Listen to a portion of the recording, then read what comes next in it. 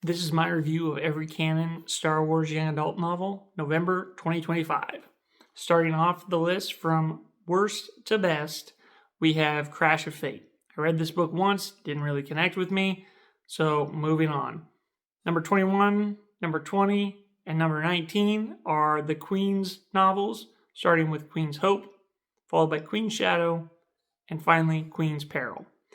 These books were not written for my demographic, so they didn't really connect with me, but they are stories that I would like to share with my daughter when she gets a little bit older.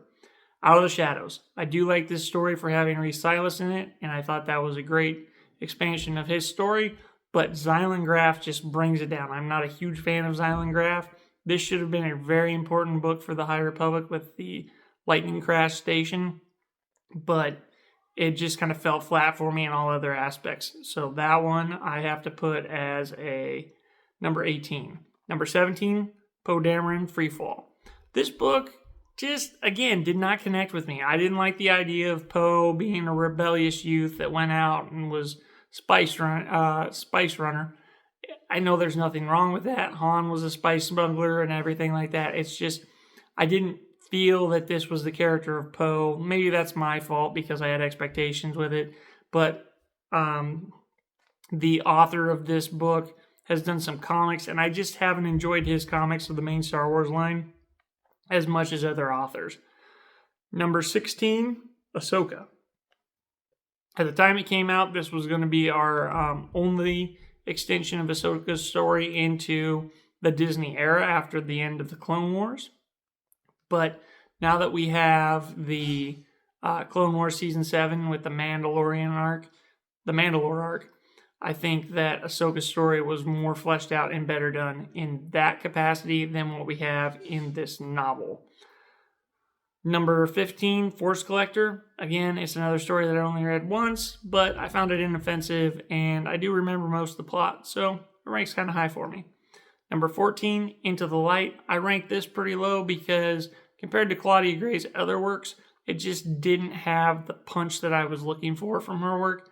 I felt like everything was pretty predictable and went exactly how I figured that it was going to, so I dropped it down to the lowest of those books. Number 13, Defy the Storm.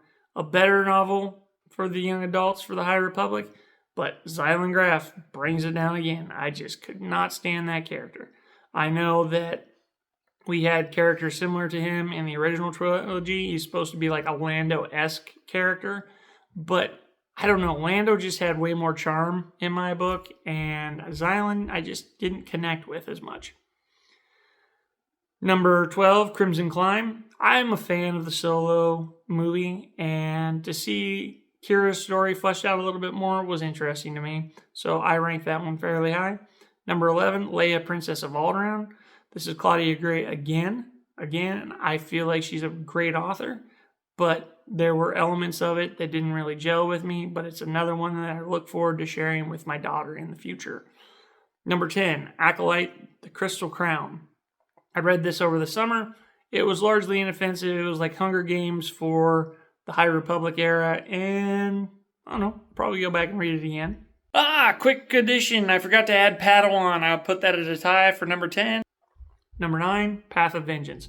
This is actually my preferred version of the Battle of Dalna, and I just really got pulled into the story of the Path of the Open Hand or the Path of the Closed Fist, however you want to view it at this point in the timeline, but I enjoyed this book quite a bit.